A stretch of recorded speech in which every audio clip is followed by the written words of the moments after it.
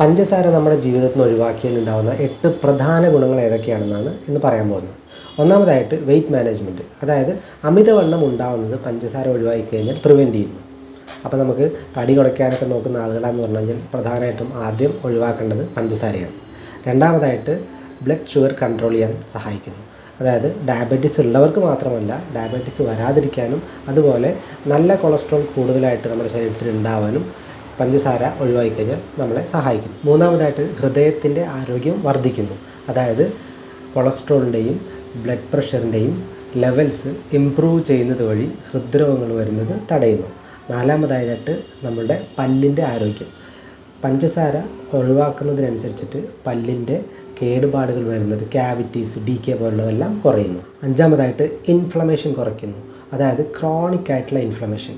ഇപ്പോൾ നമ്മുടെ ശരീരത്തിൽ ഇൻഫ്ലമേറ്ററി ആയിട്ട് വരുന്ന ഒട്ടനവധി അസുഖങ്ങളുണ്ട്. എസ്പെഷ്യലി സ്ഥായിയായി നിൽക്കുന്നത് ചെറിയ ചെറിയ അലർജി പ്രശ്നങ്ങൾ മുതൽ വലിയ വലിയ ക്യാൻസർ പോലെയുള്ള അസുഖങ്ങൾ വരെ ഇൻഫ്ലമേറ്ററി പ്രശ്നങ്ങൾ ഉണ്ടാക്കുന്ന അസുഖങ്ങളാണ്.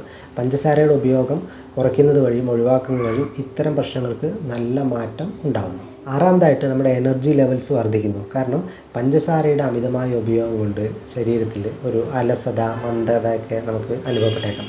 അപ്പോൾ അതിൻ്റെ ഉപയോഗം കുറയ്ക്കുന്നതിനനുസരിച്ചിട്ട് എനർജി ലെവൽ നമുക്ക് നല്ല ബൂസ്റ്റപ്പായിട്ട് വരും. ഏഴാമതായിട്ട് നമ്മളുടെ ന്യൂട്രിയൻസ് അബ്സോർപ്ഷൻ നന്നായിട്ട് നടക്കുന്നു. അതായത് നമ്മൾ കഴിക്കുന്ന ഭക്ഷണത്തിലെ എസെൻഷ്യലായിട്ടുള്ള വൈറ്റമിൻസും ന്യൂട്രിയൻസും മിനറൽസ് എല്ലാം കൃത്യമായിട്ട് ശരീരത്തിൽ അബ്സോർപ്ഷൻ നന്നായിട്ട് നടക്കുന്നു. എട്ടാമതായിട്ട് നമ്മുടെ മനസ്സിൻ്റെ മൂഡും അതുപോലെ ക്ലാരിറ്റിയൊക്കെ നേരത്തെക്കാട്ടിലും ഒന്നുകൂടി ഇമ്പ്രൂവ് ആവുന്നു. അതായത് നമ്മളുടെ ചിന്താഗതികളിൽ, കോൺസെൻട്രേഷനിലൊക്കെ വരുന്ന പ്രശ്നങ്ങളെല്ലാം പഞ്ചസാരയുടെ ഉപയോഗം കുറയ്ക്കുകയാണെന്ന് പറഞ്ഞു കഴിഞ്ഞാൽ കുറച്ചും കൂടി സ്റ്റേബിളായിട്ട് വരാനൊക്കെ സഹായിക്കുന്നു. അപ്പോൾ പഞ്ചസാര ശരിക്കും പറഞ്ഞു കഴിഞ്ഞാൽ പൂർണ്ണമായിട്ട് ഒഴിവാക്കിയാൽ വളരെ നല്ലതാണ്. ഇനി അതിൻ്റെ ഉപയോഗം കുറയ്ക്കുകയും അതിന് പകരമായിട്ട് നമ്മൾ ഫ്രൂട്ട്സൊക്കെ കഴിക്കുകയാണെന്ന് പറഞ്ഞു കഴിഞ്ഞാൽ, അതായത് ആർട്ടിഫിഷ്യലായിട്ട് വരുന്ന റിഫൈൻഡ് ഷുഗറാണ് ഏറ്റവും വലിയ പ്രശ്നം. അപ്പോൾ ഇത് ഒഴിവാക്കുകയാണെന്ന് പറഞ്ഞാൽ ഇത്രയും നല്ല നല്ല കാര്യങ്ങളാണ് നമുക്ക് കിട്ടാൻ പോകുന്നത്. അപ്പോൾ ഇന്ന് തന്നെ നിങ്ങൾക്ക് ഈ പഞ്ചസാരയുടെ ഉപയോഗം നിങ്ങൾ കുറയ്ക്കാൻ ശ്രമിക്കുമെന്ന് നമ്മൾ കരുതുന്നു. എന്തെങ്കിലും സംശയമുണ്ടെങ്കിൽ തീർച്ചയായിട്ടും വീഡിയോയുടെ താഴെ കമൻറ്റായിട്ട് ചോദിക്കാം. താങ്ക്